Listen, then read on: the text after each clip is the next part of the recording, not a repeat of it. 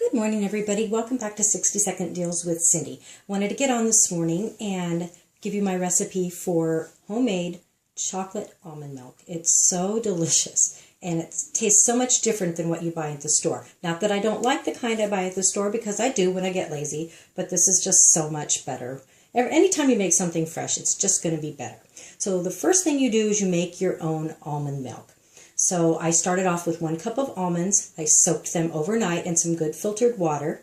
And then the next morning, this is the way I do it. Everyone has their own recipe. A lot of people use cheesecloth, but I prefer to use things I don't have to throw away and repurchase. So anyhow, this is an old Tupperware. My mother-in-law made so many pancakes with this guy.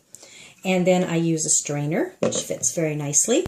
And then I pour the almond milk in the strainer, and then I pat it down and I get all the milk out of it, and then I save the pulp for crackers. And I'll make another recipe for my crackers. I'm trying different ones, but every one I've tried has been really good. Or you can also put it in a compost pile. Sometimes if I don't feel like making crackers, I'll put it directly in my garden and just dig it in the soil. Anyhow, so then you have your almond milk.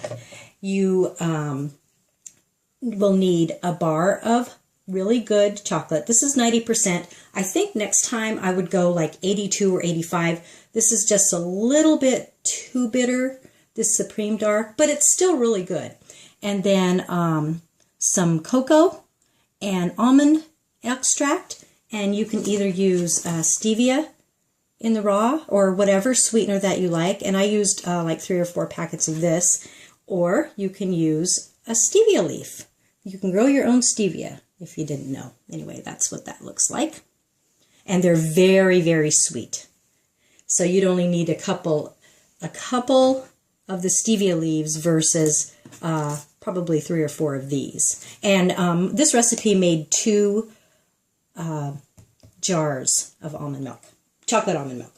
So you melt your cocoa, and then you add a little bit of your almond milk into the melted cocoa so it doesn't get all, I don't know, it just helps it to mix together better if you do it that way.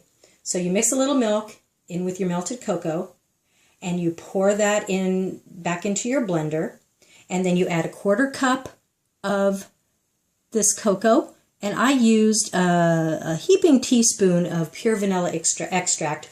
Or you can use vanilla bean. I was kind of lazy this morning. I didn't feel like cutting up a vanilla bean. And then I added my stevia and I mixed it up. And that's all you have to do.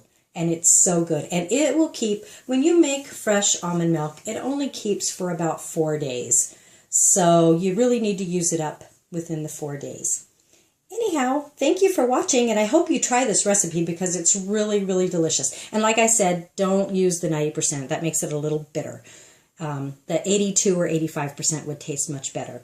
Anyhow, thank you for joining me, and I'll talk to you soon. Bye.